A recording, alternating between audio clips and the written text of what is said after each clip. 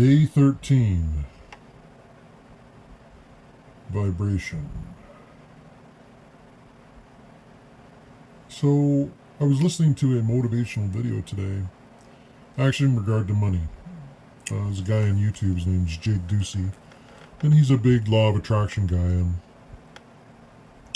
he was more or less saying that when it comes to money, if you have an opinion that you don't have abundance, if it bothers you when you pay a bill, if you're always lamenting about money in a given moment, more or less the signal you're sending is that you have a scarcity mindset. And the mindset you have about your relationships or about anything in your life is what's going to manifest. So if you're always thinking you're too fat, well, you'll be too fat. If you are always thinking you're not a good cook, well, you'll not be a good cook. And it's like the grudges. You ever have a grudge against someone and you just can't seem to get along because you have that grudge? And you may not say anything to them, but they just know. It's like a feeling you give each other. Anyway, so I was giving some thought when Jake was speaking this morning about money. He was also talking about how if you have resentment towards someone, you slowly push them away. And that's what, over a period of time, that is what I actually had with my girl. And here's what I mean by that. So, when we got together, it was very sweet, very romantic, very hot. And we had a great time.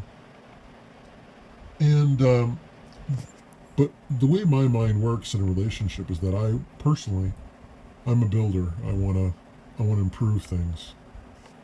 So, I did things like, I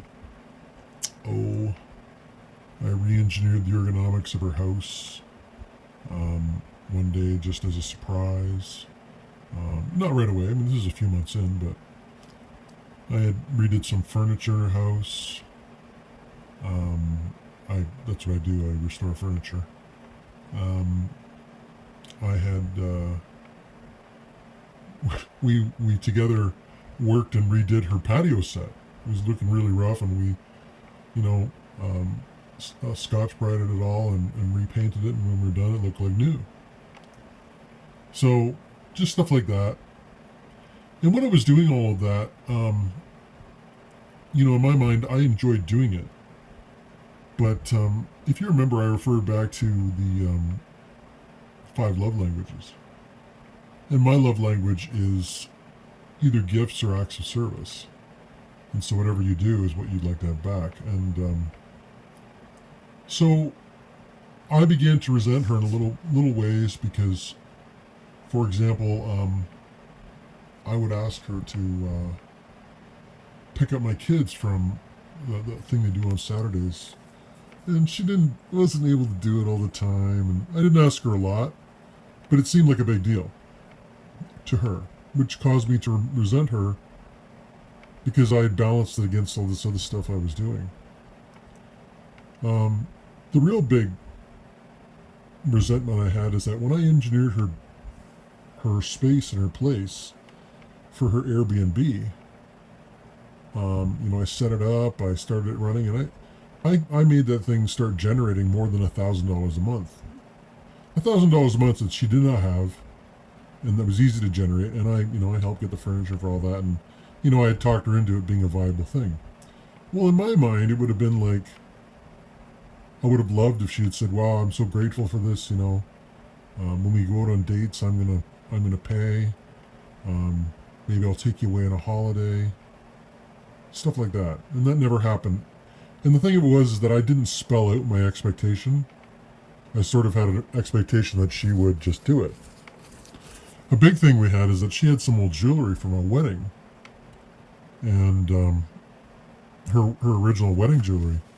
And I also sell wedding jewelry. And so I went to sell it. And I got good money for it. And then I said, well, I'll take $500. And because I sold it for a couple grand, right? what I normally would charge as a consignment. Not normally, but normally I'd actually make quite a bit more than that. It wasn't $500. It was like a few hundred. Anyway, the point is that initially she said okay, but then it came up later that she thought I was just doing it out of the goodness of my heart. And at the time, I was just like, the core of it is that I didn't spell out my expectations. And so that created resentment in me. So when we would get together and do stuff, I just had this undertone of resentment in myself. I didn't really manifest it in a passive-aggressive way, but even the vibes that you send out to people, they can feel them. And, bottom line is that I should have been clearer when we did things, or when I did some of those things. It should have been a situation where I said, well, I would like to do this for you, and if I do it for you, I would like you to consider how you can, make me feel nice too. Because on one hand, in relationships, you don't want to have it descend into horse trading, because you do go into a relationship to give. But when ultimately you feel like the giving never comes, it's hard. And it's funny, the giving started to come towards the end. She bought me the supercar weekend and spent a fair amount of money on me, and it looked like it was turning around. I was excited about that, and then I pulled the plug, right?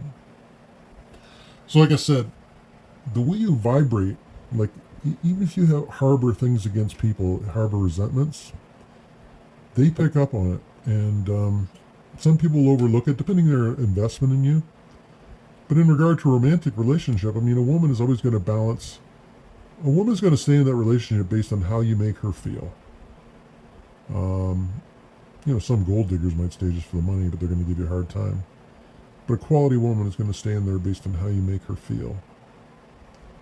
And I think that there was an undertone there that I made her feel less.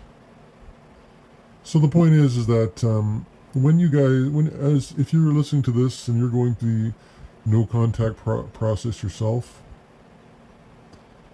reflect back on how you handled resentment. I think resentment is one of the seeds of destruction in regard to any relationship. You resent people for things they've done in the past. You have unresolved things. And resentment really comes down to the following. You can either come to an agreement with the person, or you can let it go. And the minute you do either, if you personally let it go, you have complete control over that circumstance. But if you interact with the other person, they may agree to what you're saying, but they may harbor themselves from that point forward some resentment that they may not be fully truthful in revealing. So the reality is the only way you can control that vibration that you give out concerning resentment is if you make the deal with yourself. And ultimately, you're going to have to decide if you're going to stay in a relationship with a person if you feel they're taking more than you give, and you express it. If that continues on, you ultimately have to decide if you're willing to live with that. Now, as I'd said to you, oftentimes she would, thank me for things she's done and toward things I had done. And towards the end, she said she would say things to me like, "You're so good to me." And I would be like, "Well, I'm actually been too good to you," because I knew that the efforts I was putting in there really was, even though a woman will say certain things to their mouth, in her mind and on an instinctual level, she feels like you're placing her on a pedestal, and she's wondering why, because a woman wants you to be on the pedestal. And if you're not on the pedestal, if she's not believing that you're higher value than she is, that's a problem. So, yeah, this will probably be one of those things that'll make up those lists, but it's, I'm going to either call this chapter either vibration or resentment. Not sure yet. Because vibration, it goes through a lot of areas too. When I first got together with her, I was vibrating a heady male dominance, and she responded very well to that, and it was very funny and comical, and just couldn't get enough of me.